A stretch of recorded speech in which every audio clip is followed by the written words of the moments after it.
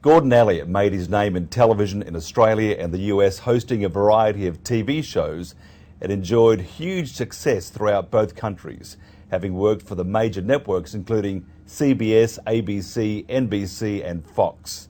Now Gordon runs Follow Productions. From a lawyer to napalm chicken, Gordon Elliott has had a gourmet life.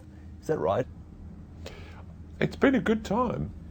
Before we get into the other stuff, napalm chicken, it's like crisp, burnt to a... You'd think I'd have a bigger a la carte offering than one dish, but it's something I used to cook for my buddies when I first arrived in New York, based on an old recipe that I stole from a restaurateur in Sydney. It's been a big hit. They all love it. My friends come over, they want it, I cook it, and that's it. It's my party piece. But what is it? Tell us. It's essentially rosemary, loads of jalapeno peppers, very small amounts of oil. You get it golden brown, you throw in the rosemary and the salt and the white wine and the jalapenos. You bake it off in the oven, and you eat it with your hands. So it's messy? Oh, it's messy. It's fabulous. And what do you drink with it? Anything, I suppose? Pretty much anything. Even the dishwater will taste good with this chicken. You've had an amazing life. I mean, first of all, you love cooking, you love food. But you were going to be a lawyer, radio, television. Why weren't you a chef? You know what it is? I think most of our lives are accidents. And I think that the only way you kind of control those accidents is by following your passions. I'd had a terrific career on camera as a broadcaster and on radio. And then when I got to America and after I'd finished up my talk show, and they don't tell you this, but if you don't work on national TV in a big show, you're put in the penalty box for 2 years. It's like Buddhism, you have to die to be reinvented in a higher life form. So I had my 2 year of penitence, and I thought about what I wanted to do next, and I thought, well listen, if I'm going to be hung next time, I'll do it doing something I really love. So I sat down and started writing down television shows that were just based on my passion. And I'd been very lucky in Australia that I'd met a lot of people, both from Australia and in Europe, who took me under their wing and showed me excellence in food. Just fabulous men. And what I learned from them, it wasn't so much about the food, it was about their passion that created the excellence. The excellence created its exclusivity, that created demand, and that created profit. But the profit was really well balanced by their personal satisfaction, that they'd achieved something that was unique. So following that as an example, as also a show, I wrote Follow That Food, which was my, not the first show, but it was one of the best shows that I created. And I spent 3 years following great food on the basis that if it was an exceptional food, you're almost 100% certain that it comes from an exceptional place, from exceptional people. And it's always about stories, as you know, Mike. And the stories were always wonderful. You said life's an accident. I mean, moving into radio. That was an accident. Yeah, you were going to be a great lawyer. Allegedly. Allegedly, in your own lunchtime. Yep. A lawyer to radio to television in Australia. All an accident. Yeah, that's a great transition though. Were you shocked? Or was it just part of the plan to take over the universe? I was very young. I just thought, and it was a very good run. I think by the time I got to 20, I think I was hosting Good Morning Australia. I was 24, and I thought, oh, okay, well this must happen to everyone.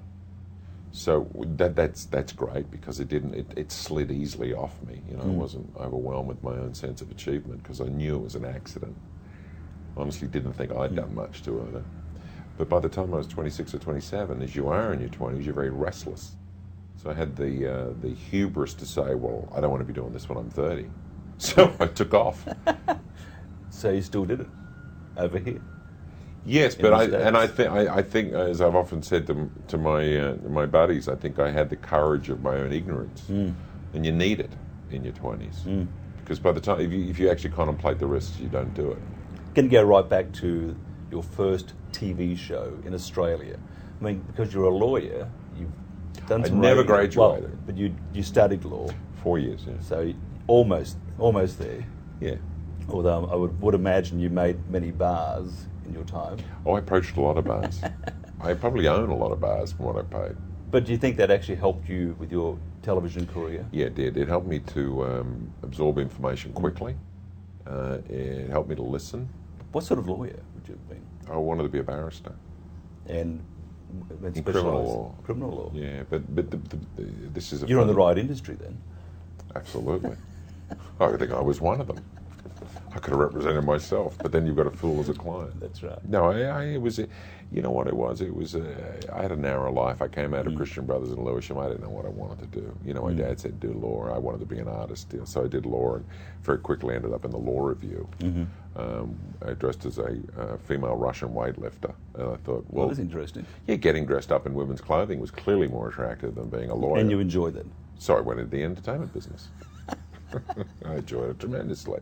I still have a fondness for Lycra. Do you? Yes, but for me it's a controlled and whips substance. and chains? No pain. Just no pain, no gain. Just a faint smell of women's makeup in the morning. But this interview's got off track, Mike. We better bring it back. But I'm enjoying this though. Okay. I like this sort of stuff. But that's another story. That's another story. Okay, now from Australia to the US, and we all like to travel and do things in other countries, but the culture difference. And in Australia, you look at television from the States and you think that's how it is. But when you actually move to another country, it's an entirely different thing because it's just a fabrication of somebody's imagination. So how did you find the transition from Australia then to the US? I think the difference in Australia and America is Australia is essentially, well, it was when I was there, monocultural, that we all had the same upbringing, that we, as a community, were essentially middle class, and we got the jokes. I think in America, when you're working, you've got to remind yourself constantly that it is somewhat of an English-speaking Europe. The people in Mississippi aren't moving necessarily at the same speed as New York or Minnesota. But I think the answer to that is don't think about it, pick your audience and go for it, and the others will adopt you. So the network executives will tend to drag you towards mediocrity and generalism, but your artistic gut should drag you towards playing to that crowd in your head. But it's the mediocrity from the network's perspective. They're the ones that are paying, or writing the checks, signing the checks. So how did you temper that mediocrity with the creative? Well, you do a trade-off. If you want to do that, if you want to do the kind of generalized network television that you get, the CSIs, those shows that just appeal to everyone, you can do that, or you can follow your passion, which is what I went. I went from general broadcast TV to cable, and I got onto Food Network when it was a niche network, but it was niche passion. We just brought entertainment standards to a niche market, and brought more TV sense to what was, essentially a network for food pervs, and it blew up. It's a huge success now, and I think that says that if you specialise, let me just stop here. Australia doesn't have the critical mass to do this. You can't do this in Australia because the economics won't work. You can do it here, and I think this is the future of media in this country, that you're going to have to specialise, but bring big broadcasting standards to that specialist area. Tell us about your company. Paula Productions. I started it 10 years ago. I did it, as I said, to do some TV that I could live with. Look, if you're a talent on camera, your life can change in one phone call. I wanted to spread my risk a little, as I just had 2 children, so I figured now it's going to take at least half a dozen phone calls to screw me up completely. And hopefully they won't all come on the one day. We hate you, goodbye. You're off air, cheerio. Yeah, so that was why I started it. I mean, that would be the practical side. The other side is that I think it's I thought at the time that it would give me a more appropriate way to make a living. And I felt I had more to offer than to worry about whether or not some television executive thought I was an appropriate broadcaster. And now you control your life too. Now I control my life completely. I control my life, absolutely, completely. Is family more important to you now, Yep. or your own private space, than it was, say, 20 years ago? Oh yeah, it's the point. Is that just getting older, or is it just? I don't know if it's just getting older. I didn't have my kids till I was 40. Right. And I got a lot of the wanderlust out of my system. And then the following 5 years, I spent a lot of time away. And my wife turned to me one day, she said, Who are you? You're missing your life, that. And I thought, are you kidding? I got a great life. I travel over the world. You know, I see the thing. Anything I want to do, I can do. I just, you know, go there and blah, blah, blah. She said, no, these kids are actually where you should be at 6 o'clock at night. And she was absolutely right. I thought about it about 2 minutes, and I thought, you know what? I got to turn quickly here. And I passed off all my hosting responsibilities. I hired a whole bunch of folk who could take over the different executive things I used to do. And I worry only really about developing and selling new shows, number one, taking care of Paula Deen, my huge buddy, I direct her show, and fixing problems if they arise. And the rest of the time, I pretty much make sure that I'm at home. The secret of Paula, why is she so successful? Oh, she's completely honest. I mean, just look at the woman. She's, first of all, every woman's story, her achievements and how she overcame the adversities. She's hugely charming, but nothing in her is a secret. Do you have a hotline to her house from your kitchen? Wherever she might be. Yeah, I always call her husband Michael, because she never answers the phone. So I call Michael. Hey, Gordy, you with Paula? Yeah, I need to find out. My crown roast is burning. Paula, in your third cookbook, the crown roast. What am I doing wrong? Gordy, you got to turn it down, take it out, wait 20 minutes. But that's cheating, isn't it? Calling the author of the cookbook? Yeah, that's cheating. Oh, it's great. We can't do that. Do you know people have done it to her? Have they really? Oh, she told me. She told me when she first got on TV, people would call her at the restaurant to ask her what they were doing wrong. And God bless her, she'd sit on the phone and say, "Well, I think you can't make meringues on a humid day, dear. Just put it away." That's a very bad Paula accent. No, it's pretty good. But I love her. I think she's lovely. So where to now? Because you've done you've done everything that you could just about do, except maybe go into a movie. You could win an Academy Award. Yeah, well, that'd be pole nice. dancer, maybe. No, yeah. The two things I want to do is create equity. I think the problem is that when you're running a production company, you have no equity. You're a gun for hire, and your shows, when they go away, they go away. And I've always had a sense, well, that's wrong. I've watched other people in this country spend 20 years, and they have equity at the end of those 20 years, which they can sell. So that's really what I'm concentrating on, building things outside of television that have equity and using TV as a means to grow them and fund them. So that when I'm, my next phase of life, I can sit back there and go, I don't think I want to go to work today. I think I'll just sit home stay home and kick the dog. Poor dog.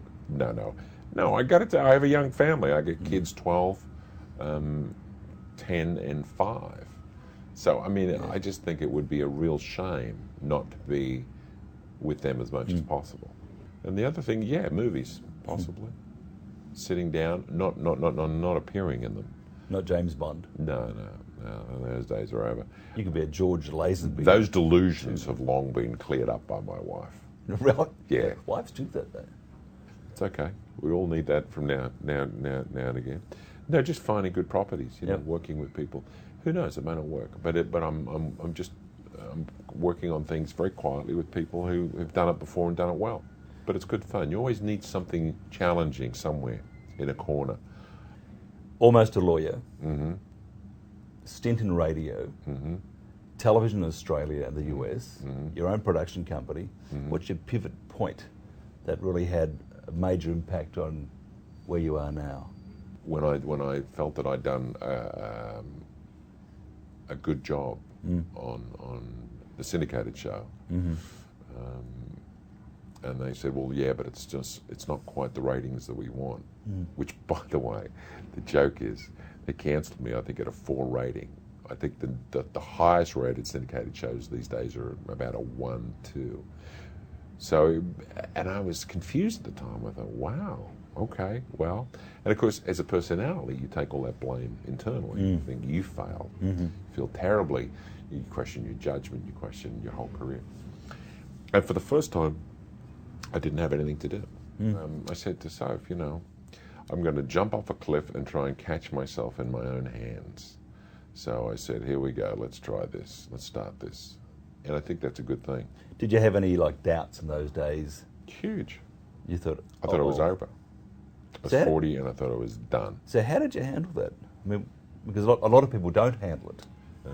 I decided that for my sake of my family, I was going to get up every day and put a smile on my face, and just get into the city every day and do something.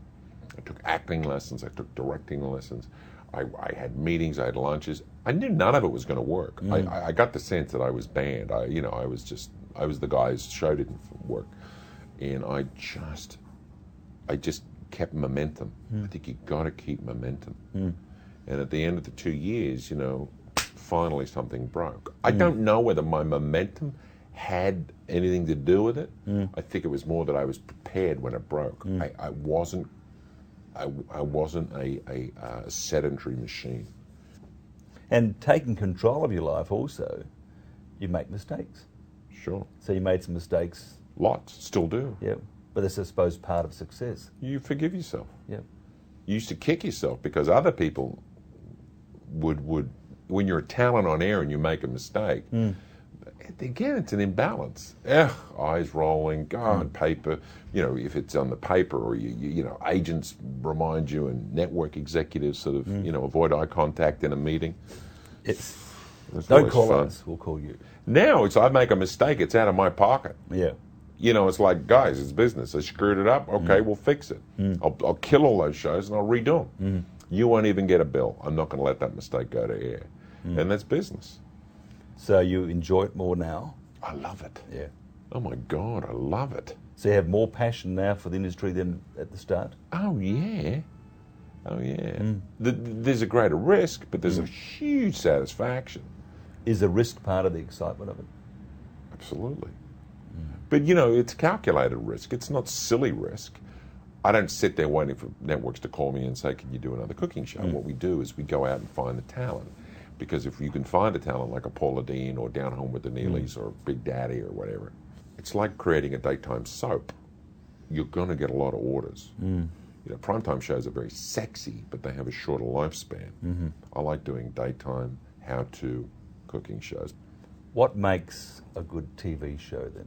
Real simple. A relationship between the viewer and the person on camera. That's it. Wow. It's really hard. Wow. So how would you then describe, just in a word, Gordon Elliott? Today, balanced. As I said, balanced. That's really not that exciting. Can't you hype it up a bit? Just give us. How would I describe Gordon Elliott? Well, Jesus Christ, Mike. I mean, the balance is hard to come by. I was never balanced because I don't think television draws itself necessarily to people who are balanced. But I'm not on TV anymore. I understand that. Yeah. When you're a personality, they want extreme. They want, television's a hot medium. You got to arrest the viewer, particularly today more than ever. So my, if you like, my extremities are what created my persona. But at a certain point, they were no longer appropriate. I remember some days they used to drag me out of a bar and throw me on air. I mean, the job, I had a guy who was employed, I shouldn't say this, but it's true. I had a guy who I used to hire in Sydney whose job was to find me and put me on air. But that was the time too, Yeah. And I'd go, I'd put my tie on, have a few cups of coffee, and I'd do a pretty stimulating show that I'll never remember. But that's not the way it's going to go. No. Look, to be honest with you, if you've got your ducks in a row at the kind of the second half of your career, I think your potential is it's beyond your own imagination. But you've got to be a little careful, that's all. Just don't lose your balance. Okay, you think you're balanced. If you had all, say, friends from the last, say, 25 years, and if they were looking at you and they had to come up with one word to describe you. Enthusiastic. Passionate. I am. I don't take on anything half-heartedly. So this is more exciting than balanced. Balanced. Well, no, I am enthusiastic. I am enthusiastic. I am. I mean, I think that when I fall in love with a show or a host or someone or something, I'm very passionate about stuff. Gordon, thank you very much. Mike, thank you for taking the time to come say hi. Pleasure.